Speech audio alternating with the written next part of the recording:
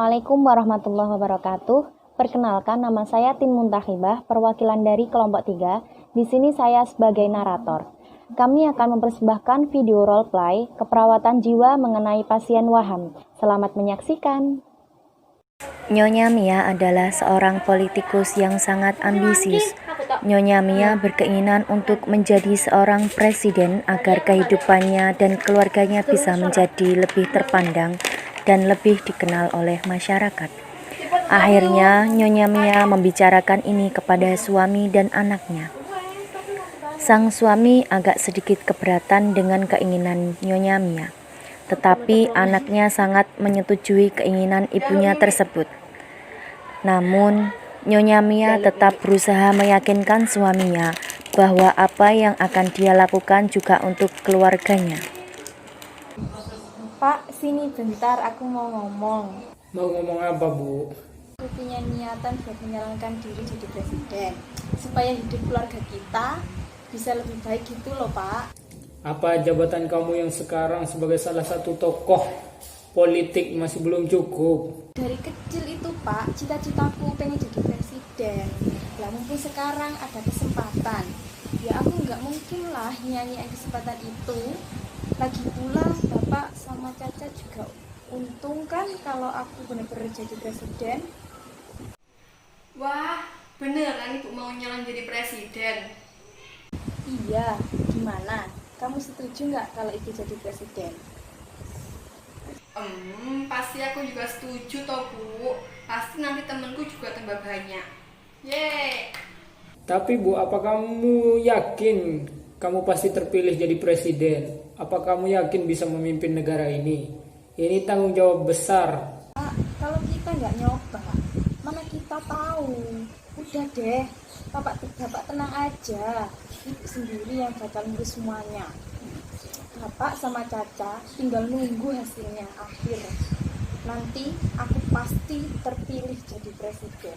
Baiklah, terserah kamu. Sedangkan sang suami hanya bisa menghela nafas melihat istrinya yang sangat yakin dengan keputusannya itu. Nyonya Mia juga menceritakan keinginannya tersebut kepada teman-temannya, seperti Cynthia. Mengetahui hal tersebut, Cynthia berniat untuk membantu Nyonya Mia. Jadi aku punya teman yang bisa bantu buat kamu ngurusin semua keperluan kamu untuk penyalonan jadi presiden. Nanti dia juga yang akan jadi tim sukses kamu. Kamu serius nih? Aku juga sebenarnya pusing, ngurus semuanya sendirian. Iya, nanti biar aku kasih tahu ke temanku. Tapi kamu tahu kan berapa modal buat penyalonan jadi presiden ini? Aku usahain buat semuanya. Kemungkinan butuh sekitar 500 jutaan. Baiklah, semoga kamu berhasilnya. Terima kasih, Cin. Setelah memikirkan bagaimana caranya untuk mendapatkan uang modal tersebut, akhirnya Nyonya Mia menghubungi ibunya yang ada di luar kota untuk meminjam uang warisan sang ayah. Assalamualaikum, Bu. Jadi gini, Bu, Mia mau daftar jadi calon presiden. Ibu tahu kan, cita-cita Mia dulu pengen banget jadi presiden. Ibu juga pasti ingin visi misi yang udah Mia siapin kalau Mia bisa jadi presiden. Beneran mau jadi presiden? Jadi presiden tuh nggak mudah loh Mi, tanggung jawabnya juga besar. Bu, Mia bisa, itu tenang aja. Saya ibu bantu. Mau pinjam uang warisan almarhum ayah, Bu, 500 juta. Mi, ya udah insya Allah ibu usahakan ya. Nanti kalau uangnya sudah ada, ibu hubungin kamu lagi. Bu, makasih. Setelah beberapa hari, akhirnya ibu mengirimkan sejumlah uang yang diminta oleh Nyonya Mia. Nyonya Mia pun langsung memproses semuanya, mulai dari menyebarkan pamflet, kampanye, dan kunjungan ke beberapa daerah untuk meyakinkan masyarakat bahwa Nyonya Mia bisa menjadi presiden yang bisa memakmurkan para masyarakat. Dan akhirnya waktu yang ditunggu pun tiba. waktu pemilihan dan akan dilanjutkan perhitungan suara. Nyonya Mia selalu berdoa agar dia bisa terpilih, tapi kenyataan berkata lain. Nyonya Mia mendapat suara yang lebih sedikit daripada lawannya. Hal itu membuat Nyonya Mia sakit hati. Setelah semua usaha yang sudah dia berikan, bahkan uang yang sudah ia keluarkan dengan jumlah yang tidak sedikit, Nyonya Mia merasa semua tidak adil. Mereka merasa hidupnya sudah tidak berarti. Hal itu juga membuat suami, anak, ibu Nyonya Mia juga merasa sedih. Semenjak itu, sikap Nyonya Mia menjadi sedikit aneh. Nyonya Mia sering mengurung diri di kamar, berbicara sendiri, dan selalu menganggap bahwa dirinya adalah seorang presiden. Bahkan terkadang, Nyonya Mia berjalan-jalan di sekitar rumah dan terus berbicara layaknya seorang presiden yang sedang menyapa para masyarakatnya. Tak sedikit juga tetangga yang membicarakan sikap aneh Nyonya Mia. Coba lihat deh, Bu Mia sekarang jadi agak sakit jiwa gara-gara gagal maju presiden. Iya, padahal hidupnya dulu udah enak jadi politikus. Malah coba-coba jadi presiden, kan jadinya gitu. Kasihan juga Pak Gunawan sama Caca. Pasti capek ngurusin Mbak Mia yang selalu nganggap dirinya itu presiden. Aduh, aneh-aneh aja. Iya ya, katanya si Caca jadi nggak punya temen gara-gara ibunya yang sakit jiwa itu. Tuan Gunawan adalah suami Nyonya Mia. Tuan Gunawan sudah mulai sedikit lelah dengan usahanya mengembalikan kesadaran istrinya seperti dulu lagi. Akhirnya, Tuan Gunawan menghubungi pihak kesehatan yang mengurusi masalah keperawatan jiwa. Tuan Gunawan pergi ke salah satu rumah sakit jiwa untuk menemui dokter. Assalamualaikum, selamat siang dok. Waalaikumsalam Pak Gunawan. Jadi gini dok, istri saya 2 minggu yang lalu gagal menjadi seorang presiden. Dan itu membuat istri saya hancur dan tidak terima dengan kenyataan tersebut dokter. Sehingga dia selalu menganggap dan bertingkah seolah dia adalah seorang presiden. Bahkan dia juga sering murung di kamar untuk sekedar diam, melamun atau berteriak seperti berpidato. Mendengar apa yang Pak Gunawan ceritakan, saya menyimpulkan bahwa Bu Mia mengalami waham. Jadi Bu Mia selalu meyakini sesuatu yang menurutnya benar, tapi tidak sesuai dengan kenyataan yang terjadi. Apa bisa Bapak mengajak Bu Mia untuk ke sini besok? Kami akan sedikit demi sedikit membantu Bu Mia untuk menerima kenyataan yang sudah terjadi. Baik dok, besok saya akan membawa istri saya. Kalau begitu saya pamit dulu dok. Terima kasih atas waktunya dokter. Keesokan harinya, Tuan Gunawan pun mengajak istrinya untuk datang ke rumah sakit jiwa. Pak, kenapa maksa aku bawa ke sini? Aku harus rapat sama para menteri dan petinggi lainnya. Rapatnya nanti ya Bu, kalau udah pulang dari sini. Jangan mentang-mentang bapak suami saya jadi maksa saya begini. Ingat, saya ini presiden. Iya Bu, iya. Kita cuma sebentar kok di sini. Assalamualaikum Bu Mia. Dasar nggak sopan panggil saya Bu Presiden. Saya ini Presiden Mia.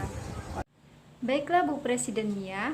Bu Presiden Mia, apa kabar? Oh, saya sekarang lagi sibuk-sibuknya.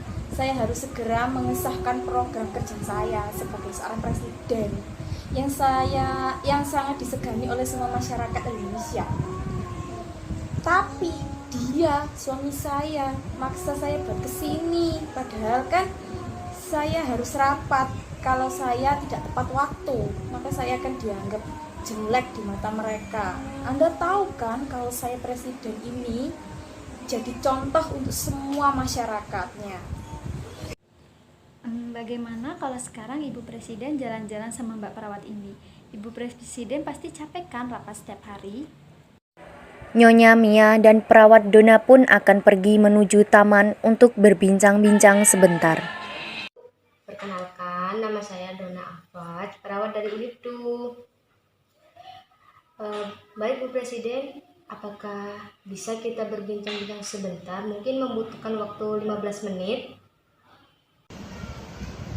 Boleh, ada apa? Saya hanya memikirkan bagaimana mereka akan menunggu saya yang sangat terlambat untuk menghadiri rapat. Bagaimana kalau mereka kecewa pada saya? Pasti saya akan dicap sebagai presiden yang lelet. Tapi tidak masalah. Saya akan memberi mereka bonus jika mereka masih menunggu saya di sana. Maaf sebelumnya Bu, saya mengerti bagaimana perasaan Ibu yang gagal menjadi seorang presiden kemarin. Tapi Siapa bilang saya gagal? Saya sekarang udah jadi presiden loh Mbak. Mbak jangan asal bicara ya. Ternyata Anda sama seperti keluarga tetangga saya. Bu, apa bisa kita lanjutkan pembicaraan yang terputus tadi? Ibu bisa menceritakan semua apa yang Ibu rasakan ke saya. Terus saya hanya merasa aneh saja sama mereka semua, termasuk suami, anak.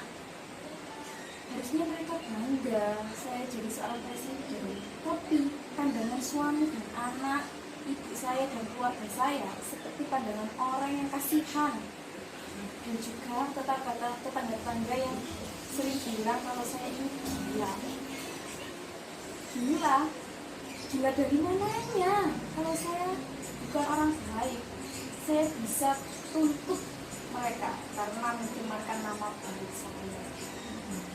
Saya hanya ingin lebih bisa dekat dan meyakinkan masyarakat saja kalau saya ini bisa jadi presiden yang baik buat mereka. Saya akan mewujudkan visi saya. Jadi bukan hanya janji, tapi juga bukti. Bagus sekali. Baik Bu Presiden, kita akan bertemu lagi besok. Kalau ada yang Ibu ceritakan kepada saya, ceritakan saja kepada saya. Sekarang saya akan antar Ibu ke ruangan VIP. Mari Bu. Perawat Dona mengantarkan Nyonya Mia menuju ruang inapnya dan menyuruh Nyonya Mia untuk beristirahat di ruangan yang menurut Nyonya Mia cukup sebagai tempatnya tidur, walaupun tidak semewah tempat tidur di ruangan pribadinya di Istana Negara. Keesokan harinya, perawat Dona kembali menemui Nyonya Mia untuk berbincang-bincang sebentar. Selamat pagi Bu Mia. Bagaimana perasaan Ibu sekarang? Saya capek semalaman, saya habis lembur untuk memeriksa program kerja saya, para menteri dan yang lainnya. Wah, Bu Presiden sangat rajin sekali. Baiklah Bu, bagaimana kalau sekarang kita jalan-jalan lagi untuk menyapa sebagian masyarakat yang ada di sini? Kan Ibu jadi bisa lebih dekat dan bisa bersosialisasi dengan mereka. Mereka pasti juga senang. Baiklah, ayo sus, saya akan tersenyum ramah pada mereka semua. Nyonya Mia menyapa dan tersenyum ramah pada semua pasien di rumah sakit jiwa itu. Respon yang diberikan oleh pasien lain juga sama ramahnya, sehingga membuat perasaan Nyonya Mia senang karena merasa bisa mengabdi, membahagiakan masyarakatnya. Bagaimana perasaan Ibu Mia sekarang setelah menyapa sebagian masyarakat yang ada di sini? Sangat senang sekali, sus. Lihat tadi mereka juga bisa tersenyum ke saya. Akhirnya saya bisa membuat mereka semua ikut senang, bisa lebih dekat lagi dengan mereka. Wah, syukurlah kalau begitu Bu. Besok Ibu juga bisa melakukan hal seperti tadi lagi. Bagaimana? Bu mau? Mau sekali. Setelah beberapa hari berada di rumah sakit, Nyonya Mia terlihat semakin senang karena keinginan untuk menjadi seorang pemimpin bisa terwujudkan. Bahkan Nyonya Mia pernah memimpin senam pagi, memimpin kerja bakti, dan interaksinya dengan teman lainnya maupun perawat juga perlahan semakin membaik. Waham adalah keyakinan yang salah yang dipertahankan secara kuat atau secara terus-menerus, tapi tidak sesuai dengan kenyataannya. Evaluasi. Pasien mampu melakukan hal-hal berikut. Yang pertama, mengungkapkan keyakinannya sesuai dengan kenyataannya. Yang kedua, berkomunikasi sesuai kenyataannya. Dan yang ketiga, menggunakan obat dengan benar dan patuh. Keluarga mampu melakukan hal-hal berikut. Yang pertama, membantu pasien untuk mengungkapkan keyakinannya sesuai kenyataannya. Yang kedua, mampu membantu pasien melakukan kegiatan-kegiatan sesuai dengan kemampuan dan kebutuhan pasien. Dan yang ketiga, yang terakhir, membantu pasien menggunakan obat dengan benar dan patuh. Terima kasih telah menyaksikan video dari kami. Apabila ada kesalahannya, kami mohon maaf sebesar-besarnya. Wassalamualaikum warahmatullahi wabarakatuh.